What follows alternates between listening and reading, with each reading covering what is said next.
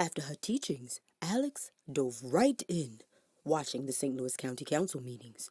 Upon her first watch, County Council unanimously approves a liquor license for a dollar store in her community. This does not please Alex because she knows there is an overabundance of liquor stores. Liquor stores are associated with every type of adverse outcome you can think of, those related to health, economics, as well as public safety. I just don't get why the county council feel it's acceptable to put more liquor in communities that are already oversaturated. I'ma keep it G. Unfortunately, liquor stores equals dead homies. We know what happens when people get too full of that liquor. We don't need destructive things like more liquor in the hood. And we all know they selling more than liquor and rap snacks if the DEA busting down doors. They very well could be selling your little sister. So on God, we need to stop tripping. I know we like to sip a little Henny, but does that mean we should create ballers out of the people who do nothing but make our community even more raggedy and dangerous? I'm trying to post TikToks from the old people's parties when I'm a granny, not at the funeral home before they turn 25. Nah, word, Alex. Yeah, you making sense. Alex knows the presence of other businesses like grocery stores, family-oriented activities, and doctor's offices would benefit the hood in addition to all the liquor stores that already exist. So, Alex continues to share what she learned about Dollar Store, getting a liquor license during the council meeting to her neighbors, friends, and other folks that she knows that live in her community. They all agree to meet with one another to figure out what to do next. Alex also tells them about her training with me, Master T, and assures her people that she is going to work with them to make sure that the St. Louis County Council considers the amount of establishments selling liquor that you can take home and get litty prior to issuing new liquor licenses. The group first looks to the charter to get an understanding of the powers that the St. Louis County Council possess. They also become aware of the ordinances related to the process of how a business obtains a liquor license by talking to all involved in the process, like St. Louis County Council members, Director of the Department of Revenue, Health Department, Public Works, Zoning, and the Police Department. After chatting with all involved parties, it was revealed that the St. Louis County Council would have to enact new legislation to bring about the changes that the community wants to see. Time for some action now, y'all. It's campaign time, baby. Let's get the whole hood involved. Their campaign would consist of two components. The first component was to obtain petition signatures of community members who agreed with the team that the St. Louis County Council needs to consider the number of establishments selling liquor for off-site consumption prior to approving any new liquor licenses.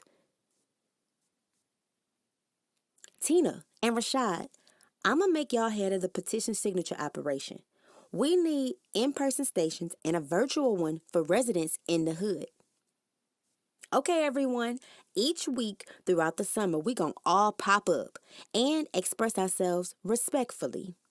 We need to let the council know from out of our own mouths that we want them to take us very seriously before another liquor store is open in the neighborhood. After getting thousands of signatures, Alex and her team emailed these signatures to all of the county council members as proof that the community wanted them to consider the number of liquor stores in their community before issuing any new liquor licenses. And the other component of the campaign was to execute consistently successful rounds of public comments during St. Louis County Council meetings. I called y'all here today because we've been doing all this campaigning, and would you guess? Another liquor store is trying to open and apply for a liquor license a couple blocks down. So, it's important that we all keep being heard by giving public comments at these council meetings. And that's exactly what they did. The community remained present at the St. Louis County Council meetings in full force, actually, expressing that they did not want any more liquor stores open. As a result, the county councilwoman who represented their community denied that business's liquor license, and she did not approve of it. The other 6 council members followed suit, blocking the issuing of that liquor license. That councilwoman then met with Alex and the other community members, expressing that she will start working on legislation that limits the number of liquor licenses that can be issued in that area. She did express that this would take some time. I am impressed by your efforts, and I will do what I can to fulfill your wishes. After all, I do work for you. Though this will take time, while working on the legislation, I will deny any liquor license that comes before the county council for approval. And the councilwoman did just that when other businesses continued applying for liquor licenses. Okay, so while we have done a great job getting the attention and cooperation of the county council, the legislation councilwoman is having written up has yet to be finalized. So I say we got a small W right now. Our collective effort to loudly voice what our community deserves and the action that follow from the county council favoring our interests is showing us all how powerful of a force we really are. This is proof that we can do whatever we want in our hoods. We just need to be on one accord. Power to the people. She's no grasshopper anymore. Armed with this experience plus success, our new local government hero, Alex, and the rest of her community is ready to address other issues.